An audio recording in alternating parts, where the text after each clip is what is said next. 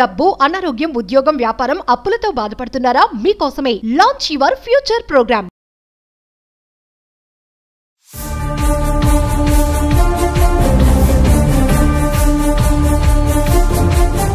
నమస్తే, welcome back to Suman TV. Present మనతో పాటు ఉన్నారు అనలిస్ట్ మందర్ కృష్ణారెడ్డి గారు. నమస్తే సార్. నమస్తే అమ్మా. సార్, కొత్తగా ఆర్బీఐ కొన్ని న్యూ రూల్స్ తీసుకొచ్చింది. అంటే ₹1,00,000 కనుక నష్టం జరిగితే ₹1,00,00,000 నష్టపరిహారం ఇస్తామని చెప్పేసి కొన్ని 238 కొత్త రూల్స్ అంట. ఒక్కసారి వివరాల్లోకి వెళ్తే ఏంటి, లక్షకి ₹1,50,00,000 నష్టపరిహారం ఏంటి అంటే? ఇప్పటిదాకా బ్యాంకింగ్ వ్యవస్థలో కస్టమర్ ప్రయోజనాలకు కొంతవరకు మాత్రమే పీఠం వేసి బ్యాంకింగ్ లాభాల కోసం ఎక్కువగా ఆలోచించేటువంటి పరిస్థితులు ఏర్పడ్డాయి. ఎందుకంటే బ్యాంకులు నష్టాల పాలైనట్టయితే అవి పనిచేయలేవు. బ్యాంకులు పనిచేయకపోయినట్టయితే చాలా వరకు ప్రభుత్వం సంబంధించినటువంటి కార్యకలాపాలన్నీ స్తంభించిపోయే అవకాశాలు ఉంటాయి. ముఖ్యంగా పేదవాళ్ళకి, బిలో పావర్టీ లైన్లో ఉండేటువంటి వాళ్ళకి, రైతులకి, ఇలాంటి వాళ్లకు సకాలంలో లోన్స్ ఇవ్వకపోయినట్టయితే అసలు మొత్తం ప్రభుత్వ కార్యక్రమమే కాదు, దేశం మొత్తం స్తంభించిపోయే అవకాశాలు ఉంటాయి. కాబట్టి ఆ బిలో పావర్టీ లైన్లో ఉండేటువంటి ప్రజలందరికీ సకాలం లోపల కావాల్సినటువంటి ఆర్థిక సహాయం అందడం కోసం చెప్పి బ్యాంకులకు కొంత స్వేచ్ఛ ప్రసాదించే పరిస్థితులు ఏర్పడ్డాయి. కానీ రోజు రోజుకి సైబర్ క్రైమ్స్ విపరీతంగా పెరిగిపోతూ ఉన్నాయి. బ్యాంకుల్లో థెఫ్టులు విపరీతంగా జరుగుతున్నాయి. బ్యాంకుల్లో మోసాలు విపరీతంగా జరుగుతున్నాయి. అకౌంటబిలిటీ అనేది లేదు. అంటే పూర్తిగా నా బాధ్యత వహించేటువంటి తత్వం, నేనే దీనికి రెస్పాన్సిబిలిటీ తీసుకోవాలి. ఒకవేళ ఏదైనా అవతలి నష్టం వస్తే ఆ నష్టాన్ని తప్పనిసరి కస్టమర్కి పే చేసేటువంటి అవకాశాలు ఉండాలి. అలాంటి అకౌంటబిలిటీ లేకపోవడం వల్ల బ్యాంకులలో కస్టమర్స్కి విపరీతంగా అన్యాయాలు జరుగుతుంటే కనబడుతుంది. గత సంవత్సరం మిగతా సంవత్సరాలు అన్నితో పోల్చినట్టయితే అత్యధికమైనటువంటి కేసులు నమోదు చేయబడ్డాయి బ్యాంకులకు వ్యతిరేకంగా. అంటే బ్యాంకుల్లో జరిగిన మోసాలు, లేక బ్యాంకు త్రూ జరిగిన మోసాలు. అంటే బ్యాంకులో అకౌంట్ ఉంది, ఆ అకౌంట్ నుంచి డబ్బులు మాయమైనాయి. అది కస్టమర్ ప్రమేయం లేకుండా మాయమైనాయి. మరి కస్టమర్ ప్రమేయం లేకుండా బ్యాంకులో డబ్బులు మాయమైపోయినాయి అంటే ఖచ్చితంగా బ్యాంకు దానికి కొంత రెస్పాన్సిబిలిటీ తీసుకోవాలి కదా. పోనీ సులభంగా అంటే మనకు ఏదో ఒక నెంబర్ చెప్తాడు, ఆ నెంబర్ మనం దాంట్లో కొట్టంగానే, లేకపోతే మనం ఒక మెయిల్ ఓపెన్ చేయగానే, లేదా ఒక వాట్సాప్ ఓపెన్ చేయగానే, లేదా SMS ఓపెన్ చేయగానే మన అకౌంట్లో ఉండే డబ్బులని మాయమయ్యే పరిస్థితులు ఏర్పడ్డాయి. మరి అలా ఏర్పడ్డాయంటే అంత సులభంగా అవతల వాళ్ళు తీసేటువంటి పరిస్థితులు లేకుండా దానికి ఇంకా కట్టుదిట్టమైన పరిస్థితులు, దాన్ని లాకింగ్ సిస్టమ్ బాగా భద్రంగా ఉండాలి. కస్టమరు 1-2 సార్లు దాన్ని కన్ఫర్మ్ చేసిన తర్వాత కానీ ఆ డబ్బులు బయటకు వెళ్లకుండా చేయాలి. అంటే మొదటి 10 కేసులు 100 కేసులు జరగగానే ఏం చేయాలి, బ్యాంకు వెంటనే ఓహో ఇట్లా జరుగుతున్నాయి కాబట్టి ఇలా జరగకుండా మనం ఏం జాగ్రత్తలు తీసుకోవాలని దానికి తగినటువంటి భద్రత ఏర్పాటు చేసుకోవాల్సిన బాధ్యత కూడా బ్యాంకులదే. కానీ చాలా బ్యాంకులు ఆ పని చేయడం లేదు. భారతీయ బ్యాంకులన్నీ కూడా ఒక రకంగా చెప్పాలంటే కస్టమర్స్ని గాలి కుదిలేసేసి కస్టమర్ కష్టపడి సంపాదించుకున్న డబ్బు, దాచుకున్న సబ్బు, బ్యాంకుల మీద ఒక రకమైన నమ్మకంతో పెట్టుకున్న డబ్బు, లాకర్లలో పెట్టుకున్నటువంటి బంగారం, లాకర్లు ఓపెన్ అయిపోతున్నాయి, లాకర్లోంచి డబ్బులు వెళ్ళిపోతున్నాయి, లాకర్లోంచి బంగారం వెళ్ళిపోతుంది. ఇది అన్నిటికీ మాది బాధ్యత కాదండి, మీకు కీ ఇచ్చాను, మీ కీరు భద్రంగా మీరు పెట్టుకోకపోతే అది థెఫ్ట్ అయితే నేనేం చేస్తాను, లేకపోతే అది మీరేమైనా పాగెట్టుకుంటే మేమేం చేస్తాం, లేదా ఎవడో దాన్ని డూప్లికేట్ చేస్తే మేమేం చేస్తాం, ఇట్లాగా నెగ్లెక్ట్గా ఉండేటువంటి సమాధానం చెప్తున్నారు.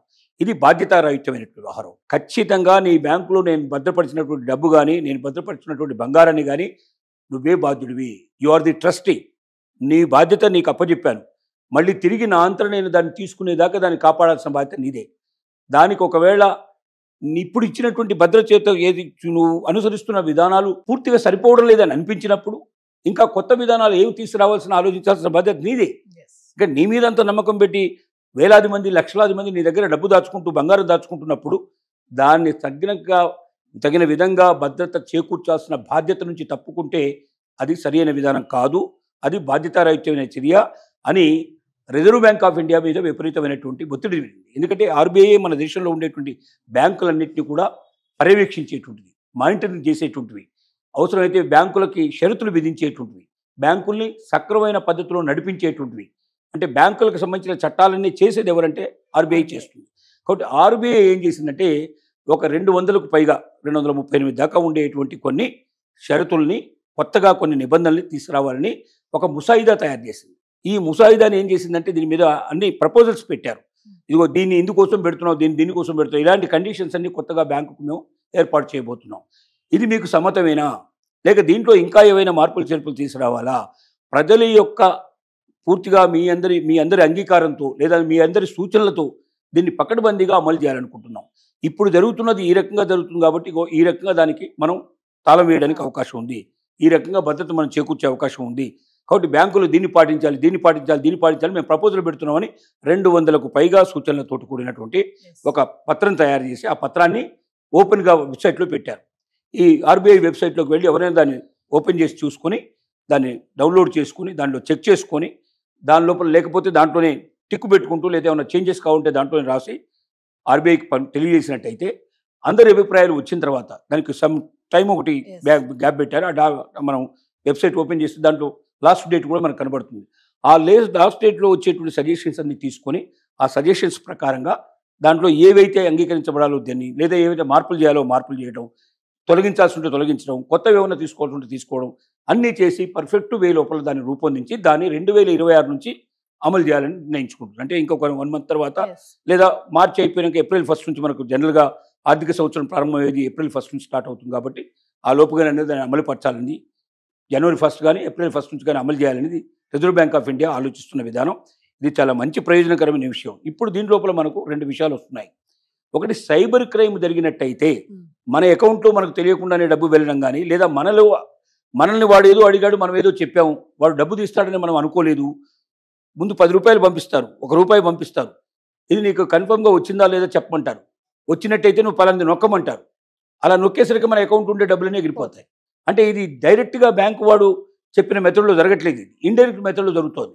కాబట్టి దీనికి ఏం చేశారంటే 3 రోజుల లోపల ఎవరైనా కస్టమరు కంప్లైంట్ చేసినట్టయితే, అంటే నా డబ్బులు వెళ్ళిన రోజు నుంచి, నా అకౌంట్ నుంచి డబ్బులు వెళ్ళిన క్షణం నుంచి 3 డేస్ లోపల కంప్లైంట్ చేసినట్టయితే ఆ డబ్బుకు పూచీకత్తు మొత్తం టోటల్గా బాధ్యత వహించాల్సింది మొత్తం బ్యాంకే, ఒక్క పైసా కూడా కస్టమర్ నష్టపోవడానికి వీల్లేదు అనేది ఒక నిబంధనలు దాంట్లో కొత్త నిబంధనలు చేర్చిన విధానం. రెండోది ఏమిటంటే బ్యాంక్ లాకర్కు నేను రెంట్ ఎంత కడుతున్నాను. సపోజ్ సంవత్సరానికి నేను 1,00,000 రూపాయలు రెంట్ కట్టినట్టయితే లాకర్కి, దాంట్లో ఏమైనా సామాన్లు పెట్టని ఏ సామాన్లు పెట్టకపోని సామాన్లు పెట్టే డిక్లరేషన్ ఇవ్వరు దాంట్లో.